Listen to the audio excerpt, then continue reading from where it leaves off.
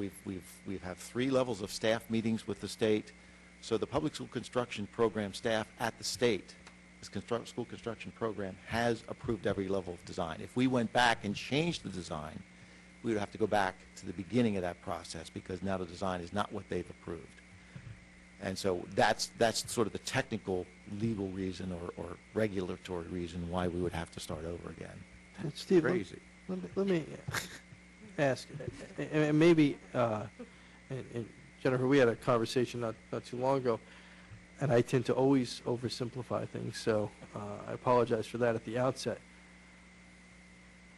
When we were growing up, we got some very good education in some very ugly rectangular buildings. No question about it.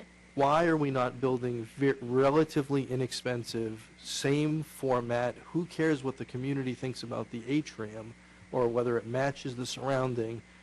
We've got one objective: to educate the children. If it contributes to the education goal, we do it. If it doesn't, we don't. If someone wants a chandelier, then they should go buy a building and put up a chandelier or a mural or whatever else they're going to do. Part of the challenge we have right now is, and this is where this maintenance of effort probably has a little bit more play in it than what we're experiencing, we've got some very heavy fixed costs from prior decisions that were made that we can't get out of. Mm-hmm. And they were, frankly, some design things where people were, I think, way beyond any education value that came out of those decisions. Now, we can't go back and fix that, but I just don't understand the whole premise of why, if we say, okay, we need a middle school that's going to, and we build our middle schools for how many kids? This one's 750. 750. Right. That we shouldn't go to the shelf and say, middle school, 750, there's going to be some understanding some land changes because of topography or whatever, but this is what we do. And it's a minimalist approach to what we do other than functionality, access for people with disabilities, technology, things that make a difference on the education. Is that not, I mean, why do we even get the community involved? Well, I think that there are 2 answers to that question. The first is, I would give sort of a scope. If you look at, we have all kinds of decades in our buildings around this county. If you look at buildings that were built in a decade, similar decade, you'll see similar type designs. You know, from the 20s, 30s, 40s, 70s buildings were similar design, the 80s, 90s. And so I think the educational expectations of the community changes with each decade or each parent group that comes in, and so does the educational philosophy and what a building should provide.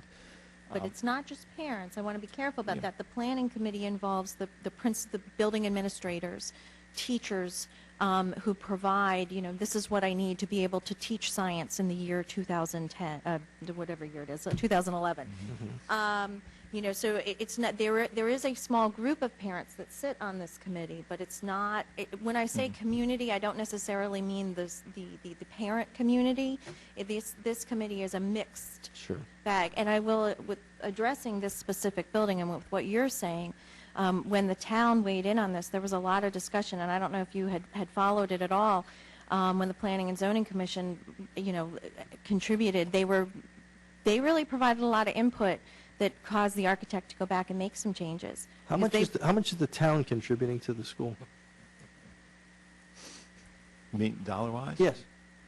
Not a cent. Okay. Well, that would have shortened the conversation, I think, for me. But what I was getting at, though, was their conversation was just hitting what you were saying, that they were looking to preserve some historic nature to this building, that they wanted to maintain, you know, the feel of that historic, just what you're talking about.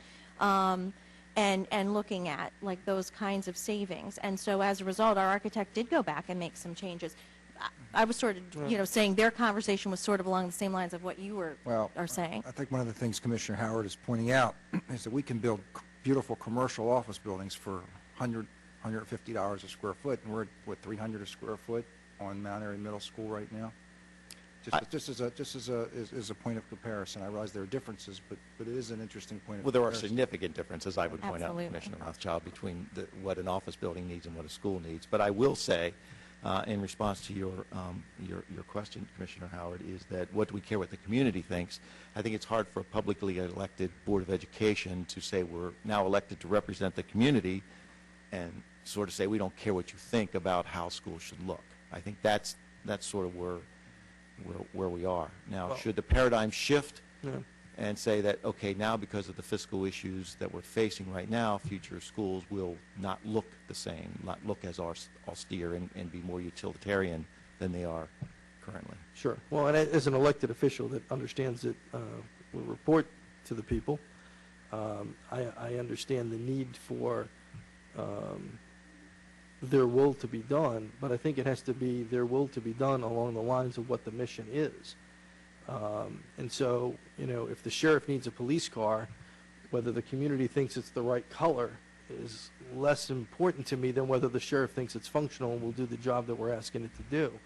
I'm not saying that the community shouldn't weigh in on what the structure should be, what the technology should be, what its capacity is. But when we get down to architectural type things, and every one of these schools, I mean, there's the fine arts school expansion at South Carolina. Yeah, South Carroll is an extraordinary example too. I Is just there think something specific that you're referring to? I guess I'm just trying to understand what what it is that raises the concern. Well, I think the concern is that we've built some very ornate schools.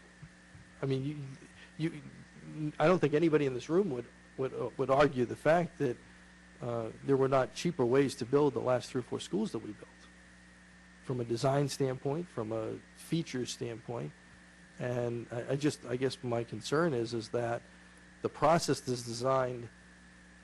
I mean, if I was going to build a house, I would start with what I could afford.